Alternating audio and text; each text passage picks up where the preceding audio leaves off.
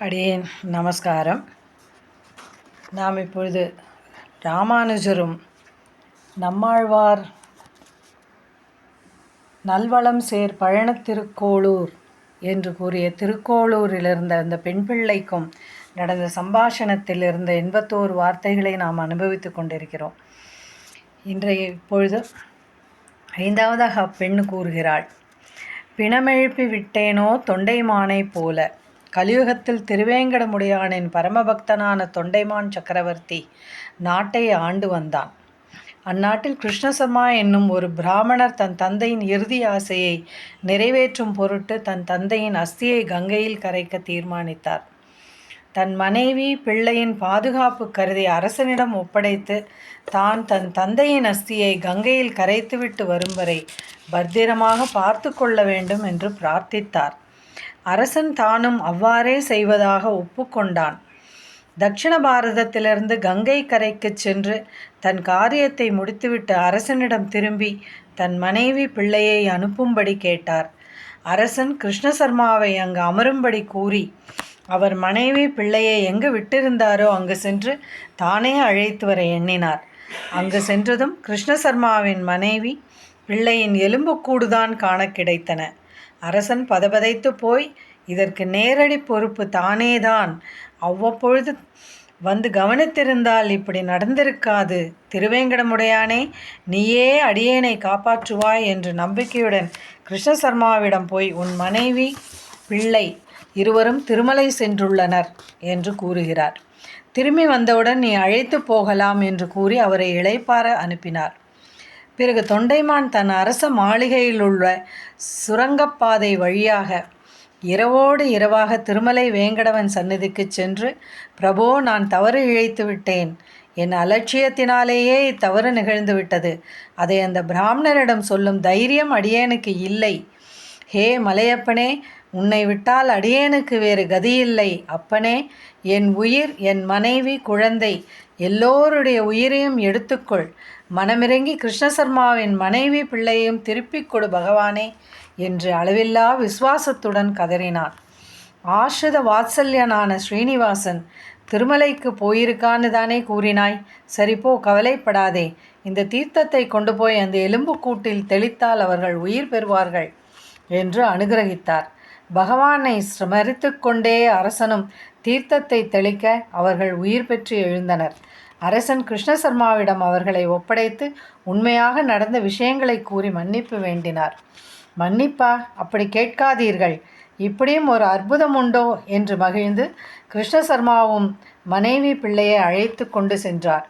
திருவேங்கட மாமலை ஒன்றுமே தொழ நம் வினை ஓயுமே என்று தொண்டைமானுக்கு இருந்த பரமபக்தி அடியேனுக்கு இல்லையே சுவாமி என்று கதறுகிறாள் திருக்கோளூர் பெண் பிள்ளை. மேலும் 6வதாக, பிணவிருந்திட்டேனோ கண்டாகர்ணனைப் போல என்று கூறுகிறாள்.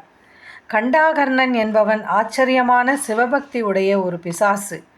ஒரு சமயம் அவன் நேரே கைலாயம் சென்று சிவபெருமானிடம் எனக்கு மோட்சம் தர வேண்டும் என கேட்க, மோட்சத்தை நாராயணன் ஒருவனே கொடுக்க முடியும் என்கிறார் சிவன். அட சிவசிவா என்கிறது அப்பிசாசு. நாராயண நாமமே காதில் விழக்கூடாது என்று நா என்ற சப்தம் ஒலிக்கும் போதே தலையை இப்படி அப்படி ஆட்டினால் அச்சப்தம் காதில் விழாது என்பதற்காகவே காதில் மணியை கட்டி கொண்டிருந்தவன் கண்டாகர்ணன். இப்பொழுது நாராயணனே மோட்சம் அளிக்க வல்லவர் என்று சிவபெருமானே சொன்ன பிறகு காதில் மணிகளை கழற்றி எறிந்துவிட்டு நாராயணனை நான் எங்கு சென்றால் காண முடியும் என்று கேட்கிறான். அந்த ஸ்ரீமன் நாராயணனே இப்பொழுது துவாரகாவில் ஸ்ரீ கிருஷ்ணனாக இருக்கிறார் என்றும் தானும் அவரை காண ஆவல் கொண்டு கைலாயத்திற்கு அழைத்திருப்பதாகவும் கூறுகிறார் சிவபெருமான். நீ இங்கேயே இரு, கிருஷ்ணன் இங்கு வரும்பொழுது மோட்சம் கேட்டால் கொடுப்பான் என்றும் கூறுகிறார். மேலும் கண்டாகர்ணன் கிருஷ்ணன் எப்படி இருப்பான் என்று கேட்க, கைவண்ணம் தாமரை வாய் கமலம் போலும் கண்ணினையும் அரவிந்தம் அடியும் மகுதே என்றபடி பீதாம்பரதாரியாய் சாட்சாத் மன்மதனாய் கரியவாகியுடை பறந்து மிளர்ந்து செவ்வடியோடி நீண்ட அப்பெரியவாய கண்களை உடையவன் அந்த கிருஷ்ணன் என்று சிவபெருமான் பகவானை வர்ணிக்கிறார். இதை கேட்டு ஆவல் மிகுதியால் கிருஷ்ணநாமத்தை பஜித்து கொண்டு கண்டாகர்ணன் கைலாயத்திலேயே இருக்க ஒரு நாள் குழலழகர் வாயழகர் முடிவில்லாததோர் எழிலுடன் ஆறாவமுதனான கிருஷ்ணன் பரிபூர்ணனாக கைலாயத்திற்கு எழுந்தருளினான். கிருஷ்ணனை தரிசித்தவுடன் தான் அவனிடம் மோட்சம் பெறுவதற்கு முன் ஏதாவது அவனுக்கு சமர்ப்பிக்க எண்ணி அருகில் இருந்த ஒரு ரிஷியை தன் சூலத்தினால் குத்தி ஸ்ரீ கிருஷ்ணனிடம் சாப்பிடு என்கிறது அப்பிசாசு. கிருஷ்ணன் அசந்து விட்டான். ஆஹா, வெண்ணெய், பால், தயிர், பழம் என்று பக்தர்கள் சமர்ப்பித்தது தெரியும், இதென்னடா ஒரு பிணத்தை கொடுத்து மோட்சம் கேட்கிறானே என்ற பக்தனையும் விடாமல் தந்தோம் என்று அனுகிரகிக்க, அப்பொழுது குட்டி பிசாசு ஒன்று கண்டாகர்ணனை தேடி வர, இவன் என் தம்பி, இவனுக்கும் மோட்சம் என்று சொன்ன அளவில் தந்தோம் என்று அருளினார். கிருஷ்ணனுக்கு சமர்ப்பித்த அந்த ரிஷிக்கும் மோட்சம் பிராப்தமாயிற்று. இப்படி ஒரு பிணத்தை கொடுத்து 3 பேருக்கும் மோட்சம் பெற்ற கண்டாகர்ணனைப் போல அடியேனுக்கு வைத்தமானது எம்பெருமான் மோட்சமளிப்பான் என்று திருட விசுவாசம் இல்லாதவளாய் இங்கிருந்து புறப்படுகின்றேனே என்று புலம்புகிறாள் பெண்பிள்ளை. வடநாட்டு திருமந்திர அவதார ஸ்தலமான பத்ரியில் இந்த கண்டாகர்ணனை சேத்திர பாலகனாக இருந்து காக்கும்படி பத்ரிநாராயண பெருமாளின் ஆணை. இன்றும் நாம் பத்ரியில் கண்டாகர்ணனுக்கு ஒரு சந்நிதி இருக்க காணலாம். மேலும் 7வதாக தாய் கோலம் செய்தேனோ அனசூயையைப் போல என்கிறாள். ஸ்ரீராமன் பித்ருவாக்கிய பரிபாலனத்தின் பொருட்டு நேரிழையும் இளங்கோவும் பின்பு போக வனவாசம் செல்கிறான். அவர்கள் சித்திரகூடத்தில் இருக்கும் சமயம் பரதன் வந்து ராமனை ராஜ்ய பரிபாலனத்தை ஏற்கச் சொல்லி வற்புறுத்த, ஸ்ரீராமன் வாக்கியத்தை காப்பாற்றுவதே ஒரு பிள்ளைக்கு முக்கியம் என்று எடுத்துரைத்து தன் பாதுகையை பரதனிடம் கொடுத்தனுப்புகிறான். பிறகு அங்கிருந்து கிளம்பி அத்ரி மகரிஷி ஆசிரமம் செல்கின்றனர். அத்ரி மகரிஷியின் பத்னி அனுசூயா தேவி அசூயை என்பது கிஞ்சித்தும் இல்லாத பதிவிரதா சிரோன்மணி. ஒரு சமயம் ஸ்ரீதேவி, பார்வதி தேவி, சரஸ்வதி தேவி ஆகியவர்களிடம் நாரதர் அனுசூயா தேவியின் மேன்மையை, அனுசூயையின் பதிவிரத மகிமையால் மும்மூர்த்திகளும் அவளிடம் சென்று அன்னமிடு என்று கேட்பார்களாம்.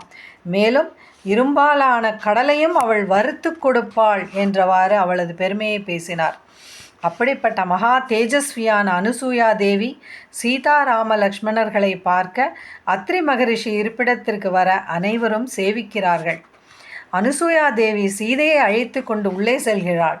சீதையிடம், ஆஹா, கணவனின் கஷ்டத்தில் தோள் கொடுத்து அரச மாளிகையை துறந்து வனவாசம் வந்த நீயல்லவோ மகா பிரதிவிரதை என்று கொண்டாடி, சீதே, உன் திருக்கல்யாண வைபவத்தை நிறைய பேர் சொல்லி கேட்டிருக்கிறேன், நீயோ திருவாய் மலர்ந்து அருளினால் மிகவும் சந்தோஷமாக இருக்கும் என்கிறார். சீதையும் மிகவும் வெட்கி தலைகுனிந்து அண்ணலும் நோக்கினான் அவளும் நோக்கினாள் என்று கம்பன் வர்ணித்தது முதலாக கல்யாண வைபவத்தை கூறுகிறாள். என் தந்தை இயம் சீதா மமசுதா சகதர்மச்சரீதவ என்று பாணிகிரகம் பண்ணி கொடுத்தார். ஸ்ரீராமனுடன் கட்டாயம் வனவாசம் வருவேன் என்று நிர்பந்தித்து வந்தேன் என்கிறாள். இவற்றை கேட்ட அதீத சந்தோஷத்துடன் அனுசூயை தான் வைத்திருந்த திவ்ய வஸ்துக்களான வாடாத மாலை, ஆபரணங்கள், வஸ்திரங்கள் அனைத்தும் சீதைக்கு சூட்டி தலைவாரி பூச்சூட்டி அலங்கரித்து ராமன் முன் கொண்டு நிறுத்துகிறாள். ராமன் தானும் ஆச்சரியப்படுகிறார். அப்படி காட்டில் ஒரு தாய் கிடைத்தாளே, ஜெகன்மாதாவிற்கு கைங்கரியம் பண்ற இந்த புத்தி அனுசூயா தேவிக்கு இருந்ததே, அடியேனுக்கு இல்லையே, ஒரு நாள் கூட அடியேன் தாயார் வஸ்திரங்களை சுத்தி பண்ணவில்லையே, எந்தவித கைங்கரியமும் பண்ணவில்லையே என்று நொந்து கொள்கிறாள் அந்த திருக்கோளூர் பெண்பிள்ளை. இவளின் மற்ற வார்த்தைகளை மேலும் நாம் அனுபவிக்க உள்ளோம். அதுவரை நமஸ்காரம்.